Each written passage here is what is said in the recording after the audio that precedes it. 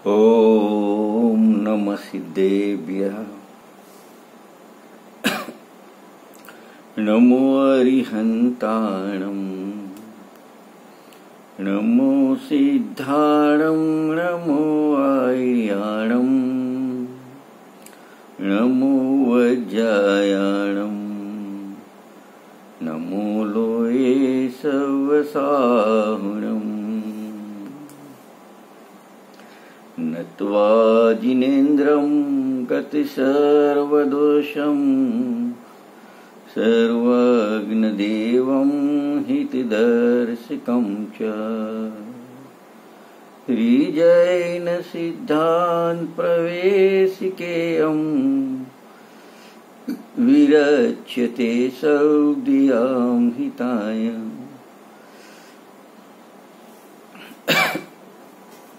આદરણીય પંડિત શ્રી ગોપાલદાસજી બરેઆકૃત શ્રી લઘુ જૈન સિદ્ધાંત પ્રવેશિકાનું ચોથો અધ્યાય છે. તેમાં ગુણસ્થાનની ચર્ચા ચાલી રહી છે. અત્યાર સુધી આપણે 507 નંબરના પ્રશ્નો જે ટોટલ પૂરા થયા 4 અધ્યાયના, બધું થઈને ચોથા અધ્યાય સુધીમાં, એમાં આપણે ચોથા અધ્યાયના અંતર્ગત 1 થી 5 ગુણસ્થાનની આપણે ચર્ચા કરી. આજે આપણે 508 નંબરથી 511 નંબર સુધીના પ્રશ્નોમાં છઠ્ઠા પ્રમત વિરત ગુણસ્થાનની ચર્ચા કરીશું. એની વિશેષ ચર્ચા કરીએ આપણે એ પહેલા થોડું એનું બેઝિક પ્રારંભિક આ ગુણસ્થાનની માહિતી આપણે થોડી જોઈ લઈશું. એક તો પહેલા આ છઠ્ઠા ગુણસ્થાનનું નામ છે પ્રમત વિરત. અહીંયાથી મુનિરાજના ગુણસ્થાન ચાલુ થાય છે, એટલે કે આ ભાવલિંગી મુનિરાજનું ગુણસ્થાન છે. જનરલી મુનિરાજ માટે એમ કહેવાય છે કે છઠ્ઠા સાતમા ગુણસ્થાનમાં ઝૂલતા હોય છે. છઠ્ઠા સાતમા ગુણસ્થાનમાં ઝૂલવાવાળા મુનિરાજ હોય છે. તો આ ભાવલિંગી મુનિરાજનું ગુણસ્થાન છે. જેમ બીજું સાસાદન ગુણસ્થાન આપણે જોયું હતું, એ ઉપર છઠ્ઠામાંથી, પાંચમામાંથી કે ચોથા ગુણસ્થાનમાંથી નીચે પડતા આ બીજું ગુણસ્થાન આવતું હોય છે. તેવી જ રીતે આ છઠ્ઠું ગુણસ્થાન છે, એ પણ જે પ્રમત વિરત છઠ્ઠું ગુણસ્થાન છે, એ પણ સાતમું જે અપ્રમત વિરત ગુણસ્થાન છે ત્યાંથી નીચે પડતા હોય છે. નીચે ઉતરતા મુનિરાજ ગુણસ્થાન ઉતરે છે, સાતમામાંથી નીચે છઠ્ઠા ઉતરે છે, એ વખતે છઠ્ઠું ગુણસ્થાન હોય છે. અને આ જ એનો સર્વકાલીન સર્વદેશિક નિયમ છે. તેથી નીચેના સમજો કે મિથ્યાત્વ ગુણસ્થાનથી લઈ દેશ વિદેશ સુધીના 5 ગુણસ્થાનોમાંથી કોઈ પણ જીવ સીધા આ છઠ્ઠા ગુણસ્થાનમાં આવી શકતો નથી. નિયમથી સાતમા ગુણસ્થાનવાળા જીવ જ આ છઠ્ઠા ગુણસ્થાનમાં આવતા હોય છે. બીજું કે જેમ બીજા ગુણસ્થાનમાં કોઈ જીવ આવી જાય તો એની મહાનતાની નિશાની નથી, એનું કોઈ કાર્ય મહાન થયું નથી, એને પડ્યા ગુણસ્થાનમાંથી એવું કહેવાય છે. એવી જ રીતે આ છઠ્ઠા પ્રમત વિરત ગુણસ્થાનમાં આવું એ પણ મહાનતાની નિશાની નથી. છતાં પણ દરેક સાતમા ગુણસ્થાન વર્તી ભાવલિંગી મુનિરાજને આ છઠ્ઠા ગુણસ્થાનમાં આવવું અનિવાર્ય છે. કોઈ પણ મુનિરાજ છઠ્ઠા ગુણસ્થાનમાં આવવાનું ટાળી શકતા નથી, એમને આ ગુણસ્થાનમાં આવવું જ પડતું હોય છે. બીજું ગુણસ્થાન જે છે, તો જીવ નિયમથી નીચેના મિથ્યાત્વ ગુણસ્થાનમાં જ જાય છે. બીજા ગુણસ્થાનમાંથી એવો ત્રિકાળ નિયમ છે બીજા ગુણસ્થાન માટે. પરંતુ છઠ્ઠા ગુણસ્થાનમાંથી જીવ નીચેના 5 ગુણસ્થાનમાંથી કોઈ પણ ગુણસ્થાનમાં ગમન કરી શકે છે. ખાલી ઉપર જવું હોય તો એને એકમાત્ર સાતમા ગુણસ્થાનમાં સીધા છઠ્ઠામાંથી જઈ શકે છે, અને નીચેના કોઈ પણ ગુણસ્થાનમાં એ જીવ જઈ શકે છે.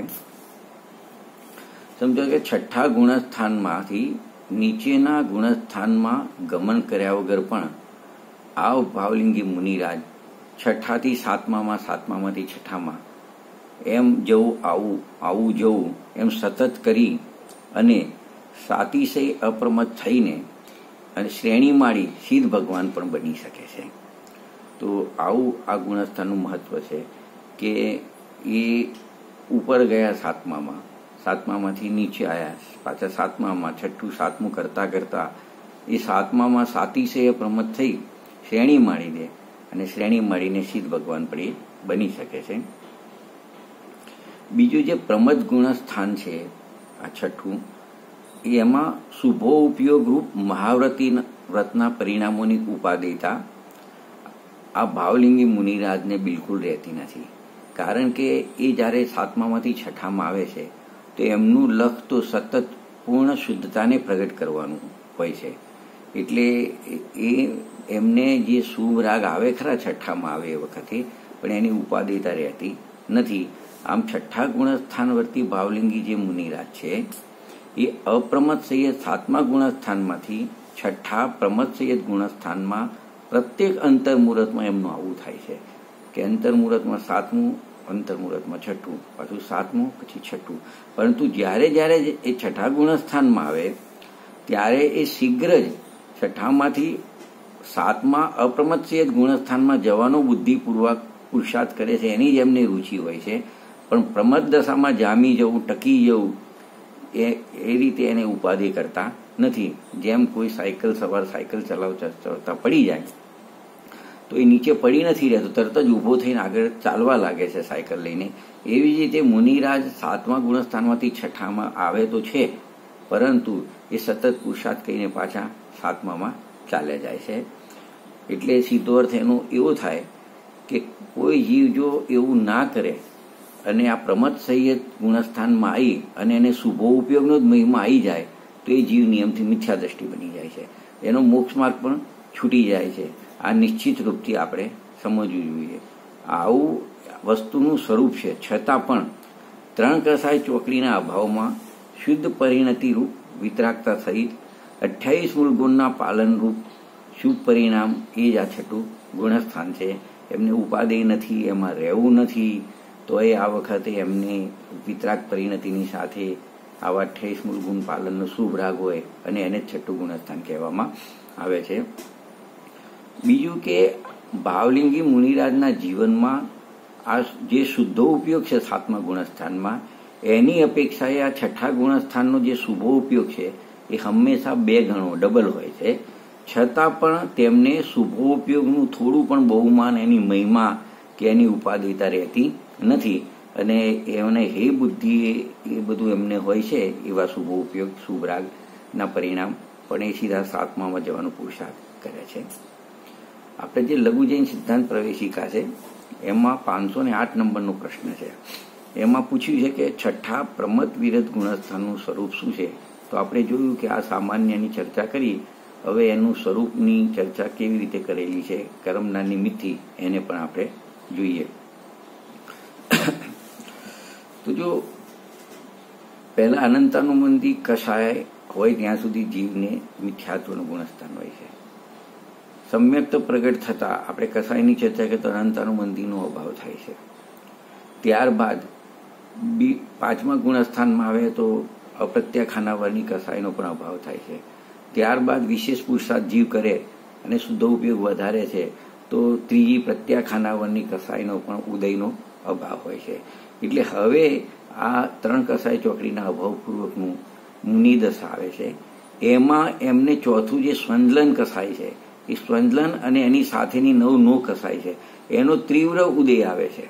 તો જો અહીંયા ઉત્તર શું આપ્યો કે સ્વંદલન અને નો કસાયના તીવ્ર ઉદયથી સંયમ ભાવ અને મલજનક પ્રમાદ એ બંને એક સાથે હોય છે. જો આ ગુણસ્થાન બતાવવું છે, ગુણસ્થાનમાં સંયમ ભાવે બતાવવું છે અને મલજનક પ્રમાદ પણ બતાવવો છે, એ બંને એક સાથે બતાવે છે.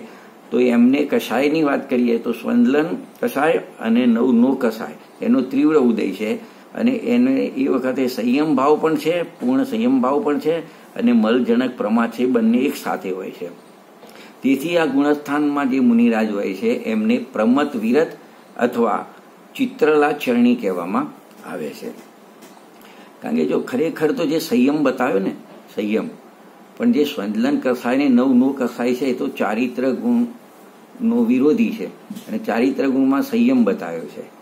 બીજું કે પ્રત્યાખાનાવરની કસાય જે છે 3જા નંબરની, એનો ઉપશમ થવાથી આ પૂર્ણ સંયમ ભાવ પ્રગટ થાય છે. જ્યાં સુધી એનો ઉદય હોય ત્યાં સુધી 5મા ગુણસ્થાને સંયમ ભાવ હોય છે અને જ્યારે પ્રત્યાખાના વનિક્રમનો પણ ઉપશમ થાય છે ત્યારે સંપૂર્ણ સંયમ ભાવ પ્રગટ થતો હોય છે. તો આ જે સ્વંદલન કસાય છે અને નવનું કસાય છે એ આજે સંપૂર્ણ સંયમ પ્રગટ થયો એને ઘાતવામાં સમર્થ હોતા નથી. તેથી એને ઉપચારથી સ્વંદલન કસાયને આ સંયમનો ઉત્પાદક પણ કહેવામાં આવે છે. બાકી કોઈ કસાયથી કોઈ સંયમ ભાવ પ્રગટ થતા હોતા નથી. એવી જ રીતે આ પ્રમત વિરત છઠ્ઠા ગુણસ્થાનની પરિભાષા આચાર્ય નેમિચંદ્ર દેવે ગોમટથાળ જીવકાંડમાં 32 નંબરની ગાથામાં આપેલી છે. તો એને પણ આપણે જોઈશું કે એક તો એમને વિતરાગ પરિણામ બતાવ્યા છે. મુનિરાજને 3 કસાય ચોકડીનો અભાવ છે તો એટલા વિતરાગ પરિણામ સમ્યક્ત્વ અને સકલ વ્રતોથી સહિત હોય. આ જો છઠ્ઠા પ્રમત ગુણસ્થાન માટેની મતલબ એના માટેની કન્ડિશન કે એક તો 3 કસાય ચોકડીની અભાવપૂર્વકનો વિતરાગ ભાવ સમ્યક્ત્વ સહિત જ હોય છે. ગુણસ્થાન ચોથું ને ચોથાથી ઉપરના એટલે સમ્યક્ત્વ અને અહીંયા સકલ વ્રતોથી સહિત હોય એટલું તો બતાવ્યું. પરંતુ સ્વંદલન કસાય અને નવનો કસાયના તીવ્ર ઉદયથી પ્રમાદ સહિત હોય છે તેને પ્રમત વિરત ગુણસ્થાન કહેવામાં આવે. એટલે 4 કસાયનો રોલ બતાવ્યો કે 3 કસાય ચોકડીના અભાવપૂર્વકની વિતરાગતા સમ્યક્ત્વ તો સાથે છે અને સકલ સંયમ સકલ વ્રત પણ એની સાથે છે. પણ સ્વંદલન કસાય જે છે ચોથી એનો તીવ્ર ઉદય એનો ને નવનો કસાયનો અને એ ઉદયના નિમિત્તે પ્રમાદ સહિતની દશા હોય એને પ્રમત વિરત ગુણસ્થાન કહેવામાં આવે છે. તો જો આ પરિભાષા ઉપરથી આપણે એટલું નક્કી થઈ ગયું કે છઠ્ઠા ગુણસ્થાનમાં જે વિતરાગ ભાવ છે એમાં 3 કસાય ચોકડીના અભાવનું નિમિત્ત છે. સમજો 5મા ગુણસ્થાનમાં 2 કસાય ચોકડીના અભાવનું નિમિત્ત છે અને ચોથા ગુણસ્થાનની વિતરાગ ભાવમાં એક અનંતાનુબંધી કસાય ચોકડીના અભાવનું નિમિત્ત છે. તો આ મુનિરાજના ગુણસ્થાનમાં વિતરાગ ભાવમાં 3 કસાય ચોકડીનો અભાવ એનું નિમિત્ત છે. બીજું જે ઉદય રાગ પરિણામ જે છે મુનિરાજને એ ચોથી સ્વંદલન કસાયનો ઉદય છે એ એમાં તીવ્ર ઉદય એમાં નિમિત્ત છે. એટલે જેટલા પણ શુભો ઉપયોગ કે શુભ રાગ કહેવામાં આવે છે એ એમનો ઉદયિક ભાવ છે એની અંદર સ્વંદલન કસાય ને નવનો કસાયનો તીવ્ર ઉદય એમને હોય છે. આમ છઠ્ઠા ગુણસ્થાનમાં એક જ સમયમાં વિતરાગ ભાવ અને મહાવ્રતાદિ 28 મૂળગુણ પાલનનો શુભ રાગ એ બંને એક સાથે એમને જોવામાં આવે છે. એમાં જે મહાવ્રતાદિ 28 મૂળગુણ પાલનનો શુભ રાગ છે એ સ્વંદલન કસાય ક્રમના તીવ્ર ઉદયમાં થતા પરિણામ છે માટે ઉદયમાં થતા પરિણામ છે માટે એને ઉદયિક ભાવ પણ કહેવામાં આવે છે. તથા તેમની દશા એ વખતે પ્રમાદ સહિતની જોવામાં આવે છે. તો કોઈને એમ પ્રશ્ન થાય કે સ્વંદલન કસાય અને નવનો કસાયનો ઉદય તો લીધો પણ તીવ્ર ઉદય કેમ લીધો? તીવ્ર ઉદય કહેવાનું કારણ શું છે? તો જો ગોમટથાળ જીવકાંડમાં 45 નંબરની ગાથામાં 7મા અપ્રમત સંયત ગુણસ્થાનની વાત કરી છે. એમાં આચાર્ય દેવ નેમિચંદ્રએ લખ્યું છે કે 7મા અપ્રમત સંયત ગુણસ્થાનમાં શુદ્ધો ઉપયોગની ધ્યાન અવસ્થા હોય છે અને એવી ધ્યાન અવસ્થામાં આ સ્વંદલન કસાય અને નવનો કસાયનો મન ઉદય કીધો. તો 7મા ગુણસ્થાનમાં આ કસાયનો મન ઉદય કીધો એ અપેક્ષાએ એ ધ્યાન સહિતની અવસ્થા છે 7મું ગુણસ્થાન. તો આ ધ્યાન રહિતની અવસ્થા છે, શુભોપયોગની અવસ્થા છે. તો આ છઠ્ઠા પ્રમદ ગુણસ્થાનમાં એ અપેક્ષાએ તીવ્ર ઉદય કહેવામાં આવે છે. કારણ કે જ્યારે મુનિરાજ 7મા ગુણસ્થાનમાં હોય છે ત્યારે એ કસાયનો મન ઉદય હોય છે અને ધ્યાન અવસ્થા હોય છે. પણ જ્યારે એ કસાયનો તીવ્ર ઉદય થઈ જાય ત્યારે જ એ 7મામાંથી છઠ્ઠા ગુણસ્થાનમાં આવતા હોય છે. છતાં પણ છઠ્ઠા ગુણસ્થાનમાં આયા ધ્યાન છૂટી ગયું, શુભો ઉપયોગની ભૂમિકા એ શુભ રાગની, છતાં પણ એમને 3 કસાય ચોકડીનો તો અભાવ જ રહે છે. તો 3 કસાય ચોકડીના અભાવની વિતરાગ શુદ્ધ પરિણતિ એમની વખતે ચાલુ રહે છે. બીજું કે જે મોક્ષ સાધક જીવ હોય, મોક્ષ સુધી પહોંચવા વાળા, પૂર્ણતાને પામવાળા, એ જીવોને મુનિ દશા નિયમથી આવે છે. મુનિ વગર મોક્ષ નથી. અને મુનિ દશામાં જે ગુણસ્થાન છે મુનિ દશાના એમાં છઠ્ઠું ગુણસ્થાન જે પ્રમત્સય છે એ પણ નિયમથી અમને આવે છે. બીજું આપણે આ ગુણસ્થાનના નામની બી ચર્ચા કરીશું. તો એને પ્રમત સંયત ગુણસ્થાન પણ કહેવામાં આવે છે.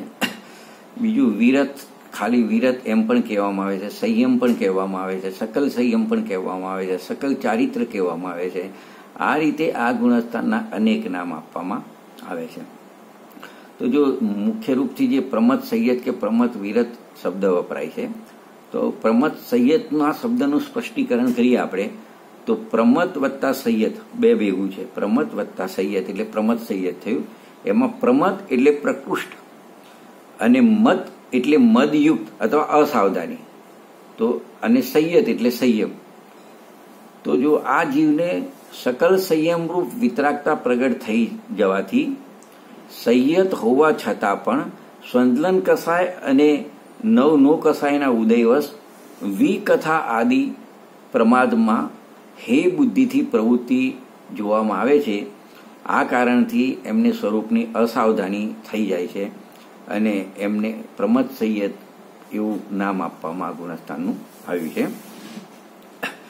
બીજું જે સર્વાર્થ સિદ્ધિ ગ્રંથ છે એના પાના નંબર 289 પ્રમાદ માટે લખ્યું છે કે કુશલેષુ અનાદરઃ પ્રમાદ, એટલે કુશલ કાર્યો એટલે કે આત્માના કલ્યાણ કરવાવાળા જે કાર્યો છે એમાં અનાદર થવો અથવા અસાવધાનીનો જે ભાવ પ્રગટ થાય એને પ્રમાદ કહેવામાં આવે છે. બીજું આ પ્રમાદની જે વાત ચાલે છે એ પ્રમાદના મુખ્ય 15 ભેદ છે. એના ઉત્તર ભેદ તો 37,500 છે, પણ મુખ્ય 15 ભેદ છે. એમાં 4 વિકથા છે, 4 વિકથા, 4 કષાય, 8, 5 ઇન્દ્રિયના વિષયો, 13 નિદ્રા અને સ્નેહ. આ પ્રમાણે પ્રમાદના મુખ્ય 15 ભેદ છે. એમાં 4 વિકથામાં સ્ત્રી કથા, ભોજન કથા, રાજકથા અને ચોર કથા, આ 4 વિકથા છે. 4 કષાયમાં ક્રોધ, માન, માયા, લોભ એ 4 કષાયો છે. બીજું સ્પર્શેન્દ્રિય આદિના જે 5 વિષય છે, સ્પર્શ, રસ, ગંધ, વર્ણ, શબ્દ, એ 5 વિષયો એના નિદ્રા અને સ્નેહ એમ કુલ 15 ભેદો એના થાય છે. એના પ્રભેદ 37,500 થાય છે. કોઈને એમ પ્રશ્ન થાય કે શું મુનિરાજના જીવનમાં પણ પ્રમાદ હોય? તો એનો ઉત્તર છે કે હા, હોય ને, કે 15 પ્રમાદ ભાવલિંગી મુનિરાજને જ હોય છે. એમના જે પ્રમાદ એમને જ કહેવામાં આવે છે. આ પ્રમાદના કારણે જ આ 6ઠ્ઠા ગુણસ્થાનનું નામ જ પ્રમદ વિરત છે. એનું આપણે વિસ્તાર જોવો હોય પ્રમાદનો તો આ પ્રમાણે છે કે જે પહેલી 4 વિકથાઓ આપણે જોઈ ને પ્રમાદમાં, એ 4 વિકથામાં પહેલું ક્રમમાં નામ આવે છે સ્ત્રી કથા આવે છે. તો એમ થાય કે મુનિરાજ સ્ત્રી કથા ક્યારે કરતા હશે, એમને શું જરૂર પડે, એમને તો બ્રહ્મચર્ય મહાવ્રત હોય છે. તો જો જ્યારે મુનિરાજ પ્રથમાનુયોગના શાસ્ત્ર લખે છે અથવા તો પ્રસંગવશ ઉપદેશમાં શ્રોતાઓને વૈરાગ્ય પોષક કથામાં કોઈ ચક્રવર્તીની પટરાણીના સૌંદર્યનું વર્ણન વગેરે કહે છે, લખે છે, તો તેઓનો તે જે ભાવ છે એ ભાવ એ સ્ત્રી કથાજન્ય પ્રમાદ બની જાય છે, કે એવા ભાવને સ્ત્રી કથાજન્ય પ્રમાદ કહેવામાં આવે છે. ભોજન કથાની વાત કરીએ તો ચરણાની યોગનો જ્યારે ઉપદેશ કરવાનો હોય અથવા એનું કથન લખવાનું હોય ત્યારે આ પદાર્થ ભક્ષ્ય છે, એ શ્રાવકને ખાવા યોગ્ય છે, તથા આ પદાર્થ અભક્ષ્ય છે એવું ભોજન સંબંધી કથન કરવામાં, લખવામાં, અથવા તો સમજો કે ગુરુની સામે પોતાની આહારચર્યાના સમયમાં કોઈ દોષ લાગ્યો હોય તો એ દોષનું પ્રાયશ્ચિત લેવામાં પણ ભોજનની વાત એમને કરવી પડે છે. તો એ બધો ભોજન કથાજન્ય પ્રમાદ એમાં ઘટિત થઈ જાય છે. રાજકથાની વાત કરીએ તો શાસ્ત્રની રચનાનો પ્રારંભ કરતા અથવા શાસ્ત્રની સમાપ્તિ વખતે કોઈ દેશનું વર્ણન કરે, કોઈ રાજાનું વર્ણન કરે, એનું બધું જે વર્ણન, એનો ઉલ્લેખ કરે એવો ભાવ આવી જાય તો એ એમને રાજકથાજન્ય પ્રમાદ એમનો થઈ જાય છે. એવી રીતે ચોર કથાનો પ્રમાદ એમને કેવી રીતે થતો હશે? તો પ્રથમાનુયોગના શાસ્ત્રની રચના કરે અથવા એનો ઉપદેશ આપે એ વખતે ચોરની કોઈ કથા સંભળાવે, ચોરે કેવી રીતે ચોરી કરી, કેવો ચોર હતો, તો ચોરની કથા દ્વારા આ પાપ વગેરે તત્વને સમજાવવું છે, પાપ તત્વ વગેરેને, તો એ વખતે એમને ચોર કથા નામનો પ્રમાદ થઈ જાય છે. હવે 4 કસાઈની વાત કરીએ તો આચાર્ય મહારાજને પોતાના સંઘના વ્યવસ્થિત સંચાલન માટે કોઈ પોતાના જે શિષ્યો છે, મુનિ છે, શિષ્ય મુનિ, એમના પ્રતિ એમની ભૂમિકા અનુસાર એમને સ્વંદલન કસાયજન્ય ક્રોધ આદિ ઉત્પન્ન થઈ જાય અને કોણ રોકી શકે? એમને કોઈ આદેશ ઉપદેશ આપવો પડે, એમને પ્રાયશ્ચિત આપવું પડે, શિક્ષા આપવી પડે, તો એ વખતે એમને એમના ભૂમિકાજન્ય કસાય એમને થઈ જતા હોય છે.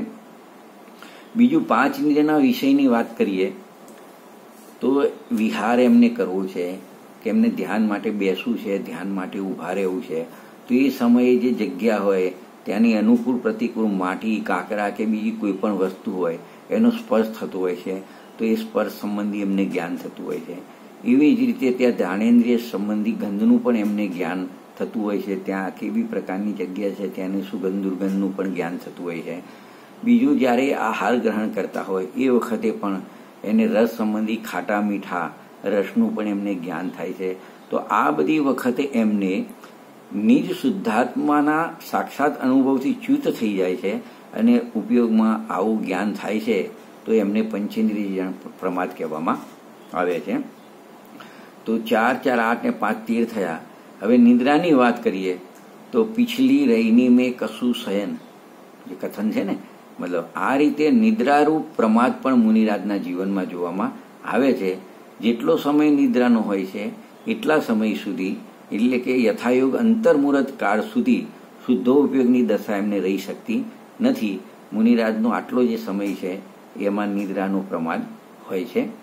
સ્નેહ અથવા પ્રણયની વાત કરીએ તો સમજો કે સંઘમાં મુનિરાજો છે, તો એક મુનિરાજને બીજા મુનિરાજ પ્રત્યે પ્રેમ હોય છે, અપનાપન હોય છે, પોતાનો આ મારો સંઘ છે, આ મારા સંઘના મુનિરાજ છે, કે આ મારા ગુરુ છે, આ મારા શિષ્ય છે, એ પ્રકારનું જે અપનાપન થાય છે એ સ્નેહ નામનો પ્રમાદ કહેવામાં આવે છે.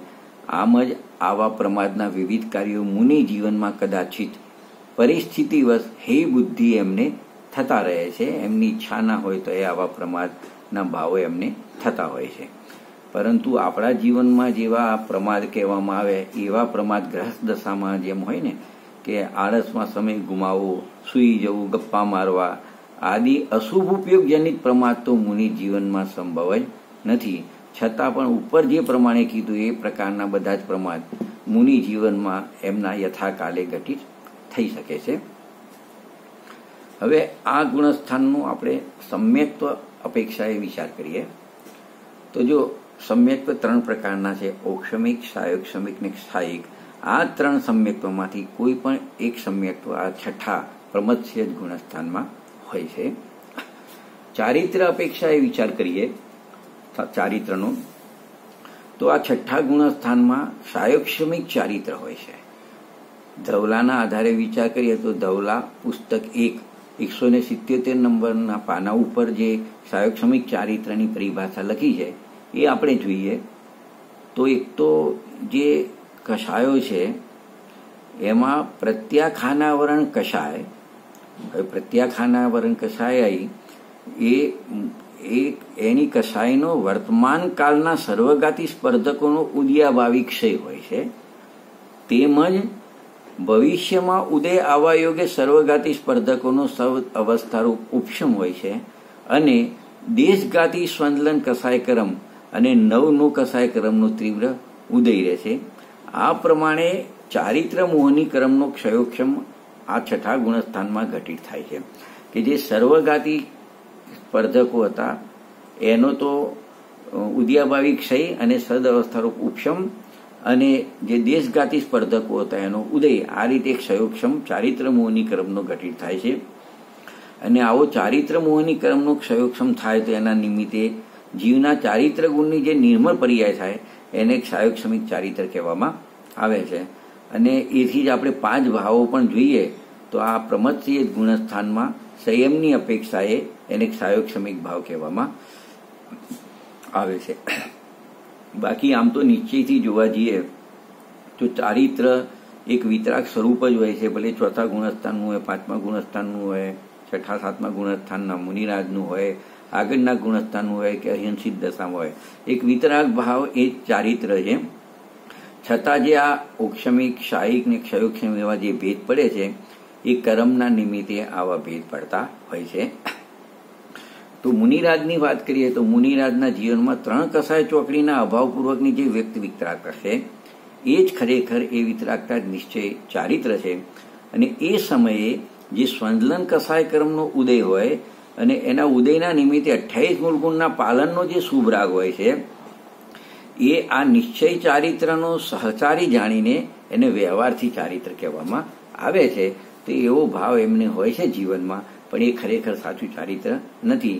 તો આવું વ્યવહાર ચારિત્ર માટે મોક્ષમાર્ગ પ્રકાશકમાં 229 નંબરના પેજ ઉપર પણ એક કથન કરેલું છે કે સકલ કસાય રહિત જે ઉદાસીન ભાવ એનું નામ જ ચારિત્ર છે. જે ચારિત્રના દેશગાતી સ્પર્ધકના ઉદયથી મહામંદ પ્રસત રાગ થાય છે, તે ચારિત્રનો મલ છે. કેટલાય મંદ કસાયરૂપ મહાવ્રતાનું પાલન કરે છે, પણ તેને મોક્ષ માર્ગ માનતા નથી. તો જો સકલ ચારિત્ર મુનિરાજને કહેવામાં આવે છે, એ વખતે એમને જે દેશગાતી સ્પર્ધક એટલે સ્વંદલન કસાય અને નવનો કસાયના ઉદયથી જે મહાપ્રશસ્ત રાગ થાય છે, જે 28 મૂળ ગુણનો ઉપદેશ આપવાનો વગેરે જે એમને આહાર વિહાર નિહાર બધો જે પ્રશસ્ત રાગ થાય છે, એ ખરેખર ચારિત્ર નથી, એ તો ચારિત્રનો મલ છે. અને કેટલાય આ ગુણસ્થાનમાં મુનિરાજો છે, એ બધા આવા મંદ કસાયરૂપ મહાવ્રત આદિનું પાલન પણ કરતા હોય છે, પરંતુ તેને મોક્ષ માર્ગ માનતા નથી. એટલે જે આ વ્યવહાર ચારિત્ર ઉપચારથી કીધું, જે 3 કસાય ચોકડીના અભાવની વિતરાગતા સાથે હોય છે, એટલે એનું સહચારી જાણીને એને મોક્ષ માર્ગ કીધું, પણ એ સાચો મોક્ષ માર્ગ નથી. બીજું, આપણે આ દરેક ગુણસ્થાનનો કાલથી પણ વિચાર કરતા હોઈએ છીએ. તો આ 6ઠ્ઠા ગુણસ્થાનનો કાલથી વિચાર કરીએ કે આ 6ઠ્ઠા ગુણસ્થાનમાં જીવ કેટલો સમય રહી શકે, તો એનો જગન્ય કાલ કેટલો સમય રહી શકે આ ગુણસ્થાનમાં આવ્યા પછી, ઉત્કૃષ્ટ કાળ કેટલો સમયનો છે આ ગુણસ્થાનનો, અને મધ્યમ કાળ કેટલા સમયનો છે, એની ચર્ચા કરીએ. તો જો આમ તો 6ઠું 7મું 6ઠું 7મું આપણે કહેતા હોઈએ છીએ કે 6ઠ્ઠામાંથી 7મામાં ના જાય તો નીચેના ગુણસ્થાન જાય. એટલે આમ સામાન્ય અપેક્ષાએ તેનો અંતર્મુહૂર્ત કાળ છે, છતાં પણ એમાં આવા 3 ભેદ પાડેલા છે, જગન્ય, ઉત્કૃષ્ટ, મધ્યમ. પણ એ બધું અંતર્મુહૂર્તની અંતર્ગત જ બધા ભેદો આવશે. તો જો જગન્ય કાળની વિચાર કરીએ તો એક સમયનો છે.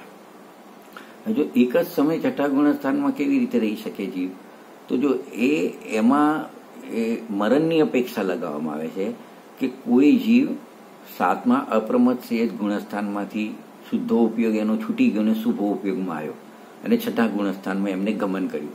તે એક જ સમય સમજો થયો અને એમનું જે મનુષ્યનું આયુષ્ય પૂર્ણ થઈ ગયું, તો પછી એ મરણની અપેક્ષાએ આ પ્રમત સેજ ગુણસ્થાનનો જગન્ય કાળ એક સમય ઘટિત થાય છે. સમજો કે ઉત્કૃષ્ટ કાળની વાત કરીએ તો પ્રમત સેજ ગુણસ્થાનવર્તી મુનિરાજ આ 6ઠ્ઠા ગુણસ્થાનમાં 3 કસાય ચોકડીના અભાવપૂર્વકની વ્યક્ત શુદ્ધ પરિણતિ સહિત શુભો ઉપયોગરૂપ છે. હવે જો એમાં કાળ જે એનો આપણે ઉત્કૃષ્ટ કાળ ગણવો હોય તો આવો શુભો ઉપયોગરૂપ આ ગુણસ્થાન છે, પરંતુ તેઓ શુદ્ધો ઉપયોગરૂપ ધ્યાન અવસ્થાની સતત રુચિપૂર્વકનો પુરુષાર્થ કરતા રહે છે.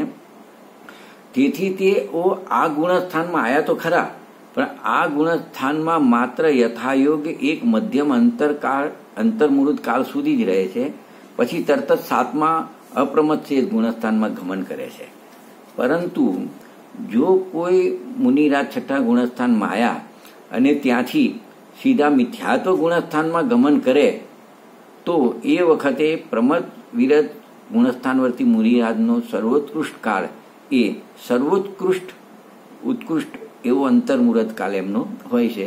નીચે જવાના હોય તો ઉત્કૃષ્ટ અંતર્મુહૂર્ત કાળ સુધી રહી શકે છે, નહીં તો જગન્ય મધ્યમ કાળની અંદર અંતર્મુહૂર્ત કાળની અંદર એ 6ઠ્ઠામાંથી 7મામાં જતા રહે. પણ જો નીચે જવાના હોય તો એનો જે અંતર્મુહૂર્ત કાળ છે એ ઉત્કૃષ્ટ અંતર્મુહૂર્ત કાળ સુધી ટકે છે, એ એમનો ઉત્કૃષ્ટ થયો. તો અંતર્મુહૂર્ત કાળ જ એમનો ઉત્કૃષ્ટ કાળ થયો.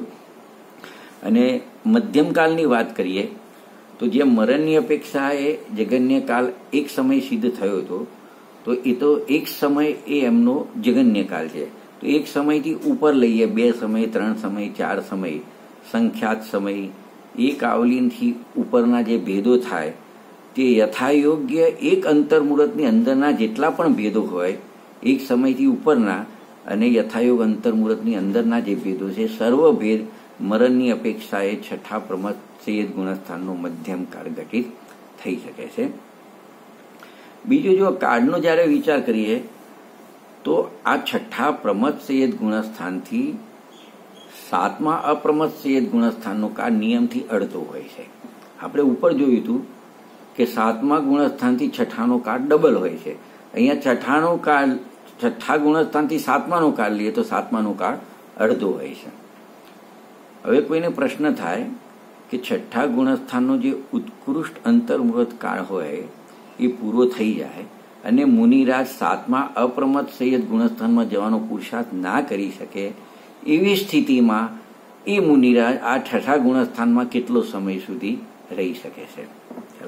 કે આમ તો છઠ્ઠામાં આવે તો છઠ્ઠામાંથી ક્યાં જતા રહે પાછા સાતમામાં, પણ એ સાતમામાં જવાયો પુરુષાર્થ નથી કરતા તો અને એમનો અંતર્મુહૂર્ત કાળ યથાયોગ પૂરો થઈ ગયો તો કેટલો સમય વધારે ટકી શકે કે શું થાય એનું? તો જો આપણે જોયું કે પ્રમદ સંયત જે છઠ્ઠું ગુણસ્થાન છે એનું ઉત્કૃષ્ટ કાળ માત્ર એક મધ્યમ અંતર્મુહૂર્ત જ છે. એનાથી વધારે સમય કોઈ પણ પરિસ્થિતિમાં કોઈ પણ મુનિરાજ આ ગુણસ્થાનમાં રહી શકતા નથી.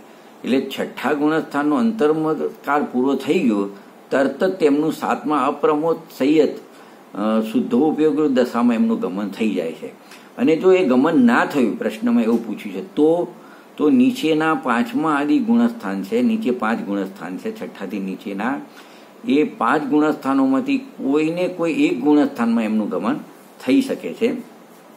ખાલી શાહિક સમ્યક દ્રષ્ટિ હોય છઠ્ઠા ગુણસ્થાન વર્તીજી તો એનું પતન ચોથા ગુણસ્થાનથી નીચે થતું નથી. એ છઠ્ઠામાંથી પાંચમા માને ચોથા સુધી આવી શકે છે, એનાથી નીચે જઈ શકતા નથી.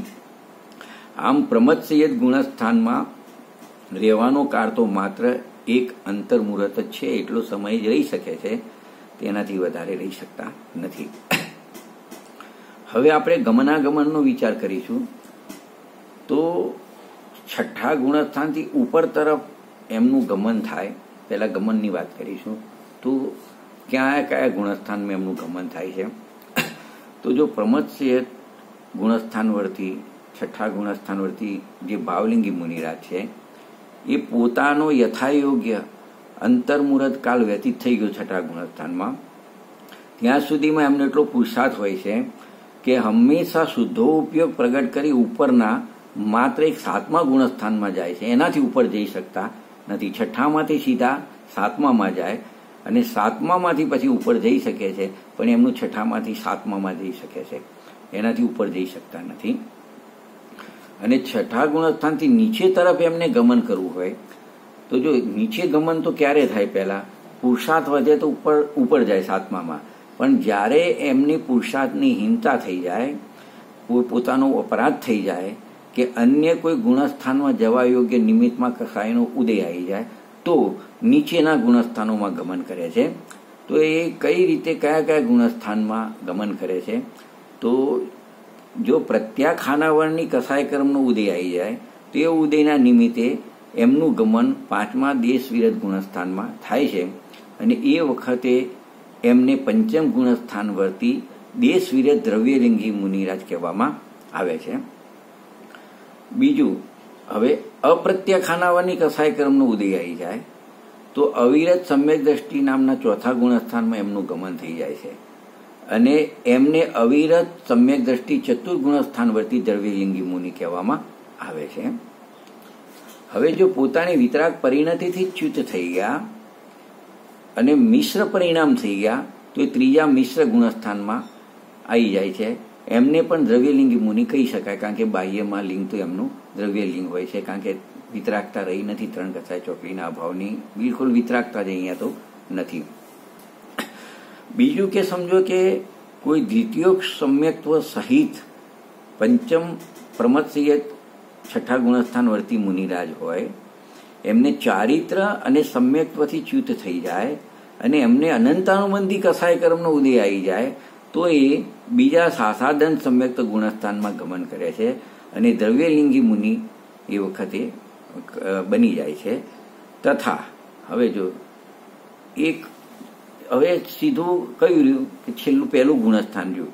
તો જો એ મુનિરાજને પ્રમદ સંયત ગુણસ્થાનમાં એમને મિથ્યાત્વ અને અનંતાનુબંધી કસાયનો ઉદય આવી જાય તો છઠ્ઠા ગુણસ્થાનમાંથી સીધા પહેલા મિથ્યાત્વ ગુણસ્થાનમાં ગમન કરે છે અને વિતરાગતાથી રહિત થઈ જાય છે.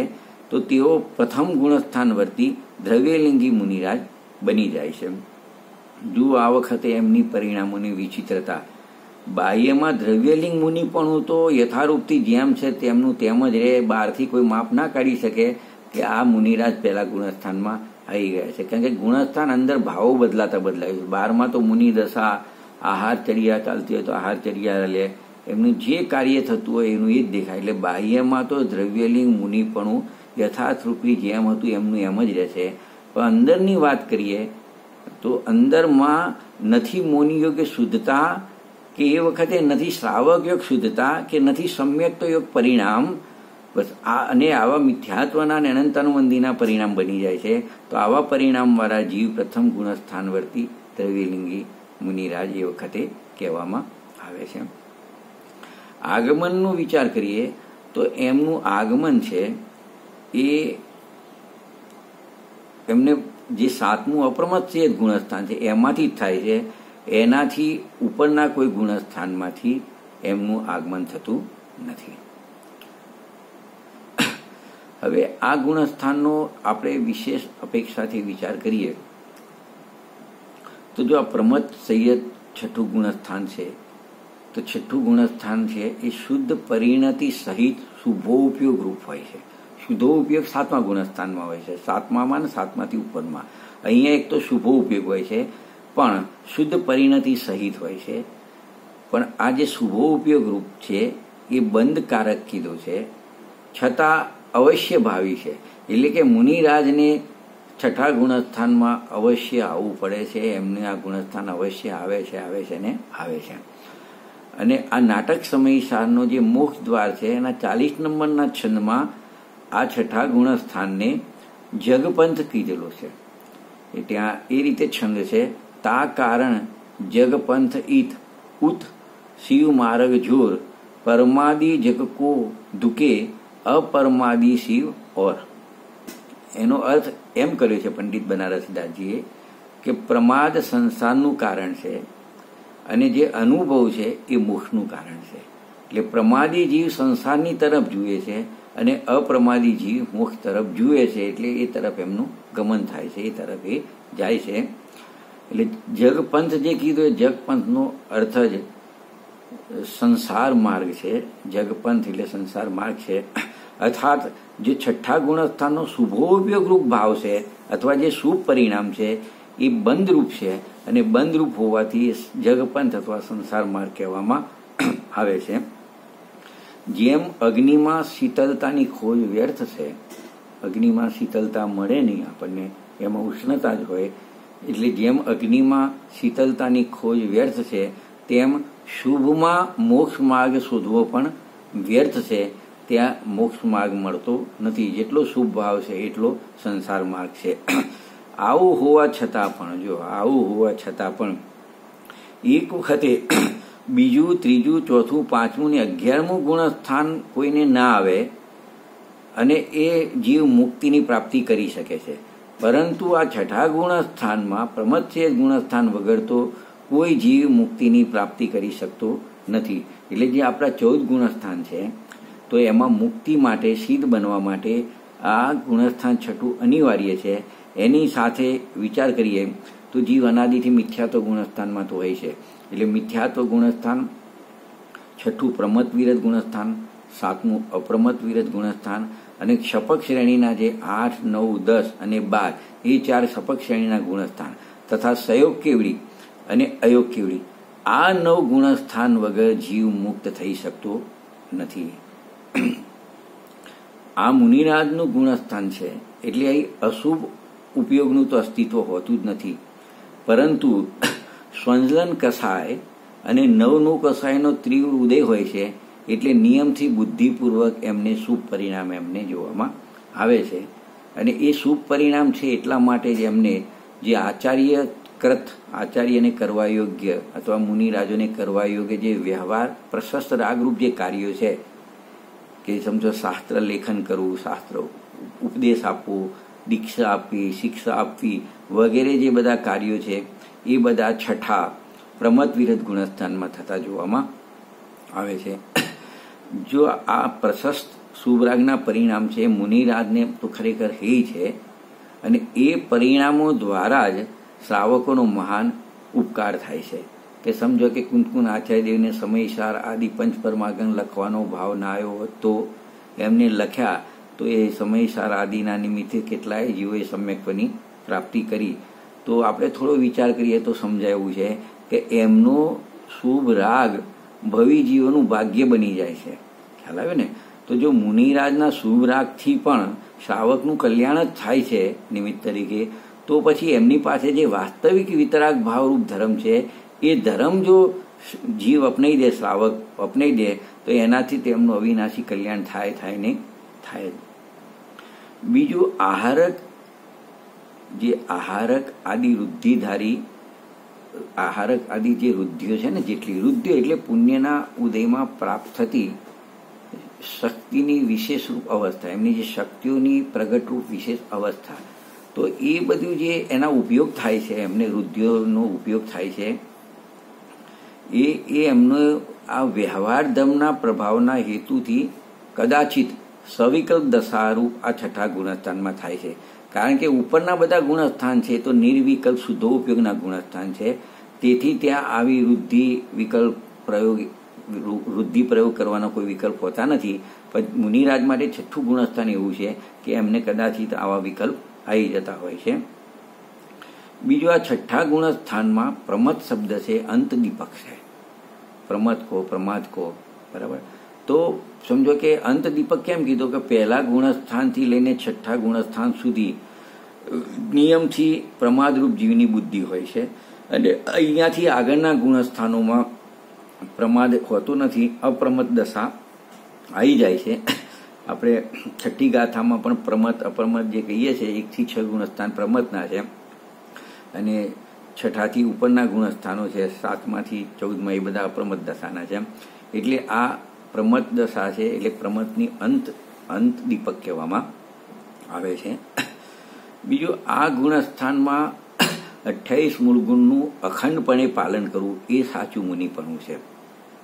જેમ મૂળ વગર વૃક્ષ હોતું નથી, તેવી જ રીતે 28 મૂળ ગુણના નિર્દોષ પાલન વગર સાચું મુનિપણું પણ હોતું નથી.